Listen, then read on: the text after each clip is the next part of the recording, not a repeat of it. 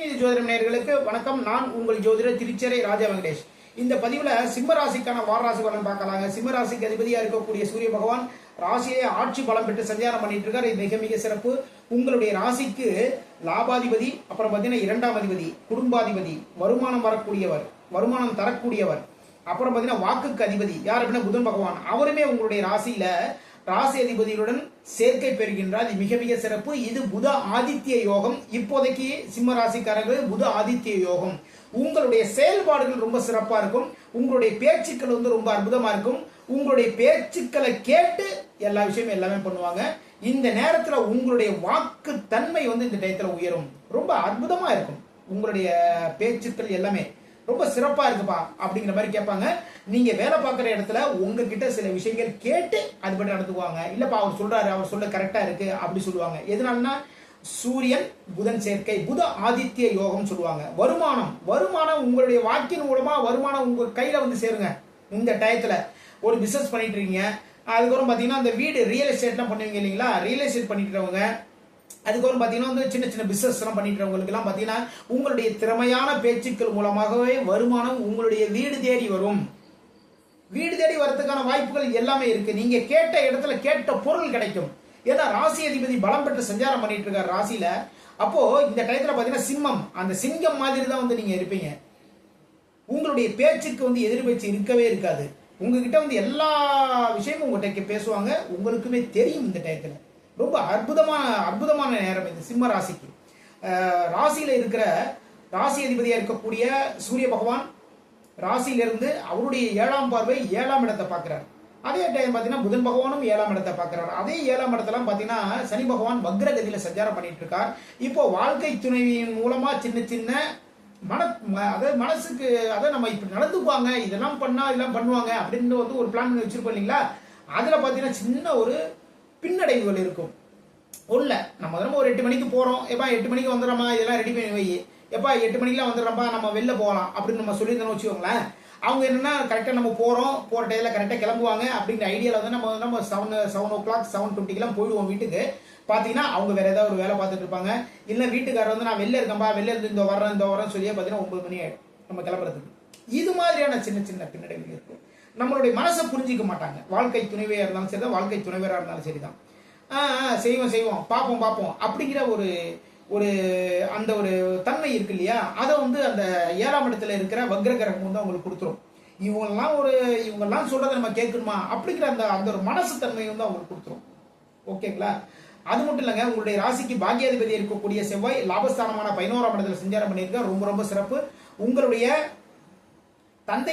தந்தை வழி சொத்துக்கள் மூலமாக இப்போதைக்கு சிம்ம ராசிக்கு தந்தையின் வழி சொத்துக்கள் மூலமாக லாபங்கள் கிடைக்கிறதுக்கான வாய்ப்புகள் இருக்கு.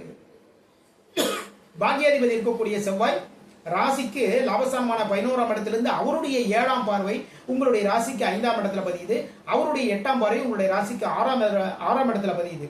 அப்போ சகோதரர்கள் மூலமா சின்ன சின்ன கடன்கள் வரதுக்கான வாய்ப்புகள் இருக்கு. அந்த சகோதரர்களுக்கு ஒரு விஷயம் பண்ணுவீங்க, அதன் மூலமா ஒரு சின்னதா ஒரு கடன் வந்துருப்பா அப்படிங்கிற ஒரு விஷயம் வரதுக்கான வாய்ப்புகள் கன்ஃபார்மா இருக்கு. ஒரு விசேஷம் வைக்கிறாங்கன்னு வச்சுக்கோங்களேன், அங்க அவங்களுக்கு செய்ய வேண்டிய மரியாதைகள் அதுக்கு செலவு பண்ணி தானே ஆகணும். அதனால இருக்கு.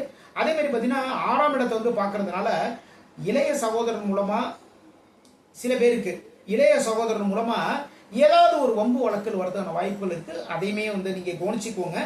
உங்களுடைய ராசிக்கு பாக்கியாதிபதி செவ்வாய், அதுக்கப்புறம் பாத்தீங்கன்னா உங்களுடைய ராசிக்கு 5ஆம் அதிபதி குரு பகவான், அவரே தான் பாத்தீங்கன்னா 8ஆம் அதிபதி குரு பகவான் தான். அவர் இப்போ தொழில் ஸ்தானமான 10ஆம் இடத்துல சஞ்சாரம் பண்ணிட்டு இருக்கார். அவருடைய 5ஆம் பார்வை உங்களுடைய ராசிக்கு 2ஆம் இடத்துல பதியுது. 2ஆம் இடத்துல இருக்கக்கூடிய கேது பகவான் மேல பதியுது. இது மிக மிக சிறப்பு. குடும்பத்துல இருக்கிற பிரச்சனைகள் இது எல்லாமே இருந்திருந்தா கூட இது எல்லாமே தீர்ந்துடும். ஓகேங்களா. உங்களுடைய வயசை விட அதிகமா இருக்கிற உங்களுடைய வீட்டுல இருக்கிற பெரியவங்க இந்த விஷயத்தை எல்லாமே தீர்த்து வச்சிருவாங்க. ஓகேங்களா. குடும்பத்துல சின்ன சின்ன சலசலப்பு இருக்கதான் செய்யும் சிம்மராசிக்கு இந்த டயத்துல. அதை மட்டும் கொஞ்சம் கவனமா பார்த்து எல்லாமே பண்ணிக்கோங்க. அனுசரிச்சு போங்க, அவ்வளவுதான், வேற ஒண்ணும் கிடையாதுங்க. அனுசரிச்சு போனோம் அப்படின்னா எந்த பிரச்சனையும் வரவே வராது.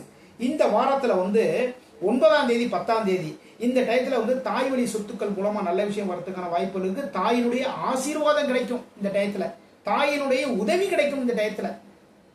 உங்க மேல அவ்வளவு ஒரு அனுசரணையோடு நடந்துக்குவாங்க. வீடு வாசல் அமையும். வண்டி வாகன சேர்க்கைகள் உண்டு. 9ஆம் தேதி 10ஆம் தேதி, அப்புறம் 11, 12, 13 இந்த நாட்கள்ல பாத்தீங்கன்னா பூர்வீகம் குலதெய்வ வழிபாடு மூலமா நல்ல விஷயம் நடக்கும். உங்களுடைய குழந்தையினுடைய எதிர்காலத்துக்காக ஒரு அமௌண்ட் டெபாசிட் பண்ணுவீங்க. அந்த அமௌண்ட் டெபாசிட் பண்ணி சில பேர் பாத்தீங்கன்னா வந்து அது மாதிரி அந்த அமௌண்ட் டெபாசிட் பண்றதுக்கு வந்து எந்த நாட்கள்ல பண்ணலாம் அப்படின்னா இந்த டயத்துல எப்போ 11, 12, 13 இந்த நாட்கள்ல வந்து நீங்க அது மாதிரி டெபாசிட்லாம் பண்ணுங்க. குலதெய்வ வழிபாடு எந்த டயத்துல வச்சுக்கலாம், தாராளமா இந்த டயத்துல வச்சுக்கலாம். இது மிக மிக சிறப்பு, ரொம்ப அற்புதம். அப்புறம் 14, 15 இந்த நேரத்தில் பார்த்தீங்கன்னா புதிய வேலை வாய்ப்பு, புதுசா ஒரு வேலைக்கு அப்ளை பண்ணிக்கலாம், தாராளமா அப்ளை பண்ணுங்க இந்த டயத்துல. இந்த டயத்துல வந்து ஒரு கடன் சம்பந்தமான விஷயம், கடன் தொழிலுக்காக கடன் கேட்க போறாங்க, எந்த நாள்ல போய் கேட்கலாம், 14, 15 போங்க, போய் கேளுங்க. தொழிலுக்கான கடன் இது வந்து உங்களுக்கு தேடி வரும் இந்த நாட்களை போய் கேட்டீங்கன்னா. அதுக்கு முன்னாடி வரைக்கும் வந்து பாப்போம்னு சொல்லிட்டு இருப்பான். இந்த 14, 15 தேதியில வந்து நீங்க போனீங்க அப்படின்னா அவரு அப்பா நீ அன்னைக்கு கேட்ட ரெடியா எடுத்து வச்சிருக்கேன் அப்படின்னு சொல்லி கையில கொண்டாந்து கொடுத்துருவார்.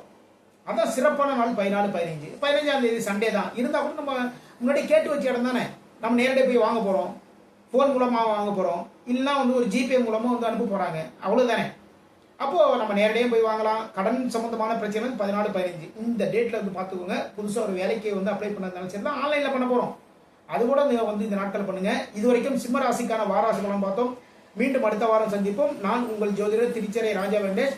நம்முடைய ஸ்ரீநிதி ஜோதிடம் சேனலை லைக் பண்ணுங்க, ஷேர் பண்ணுங்க, சப்ஸ்கிரைப் பண்ணுங்க. வாழ்க வளமுடன், வாழ்க வளமுடன்.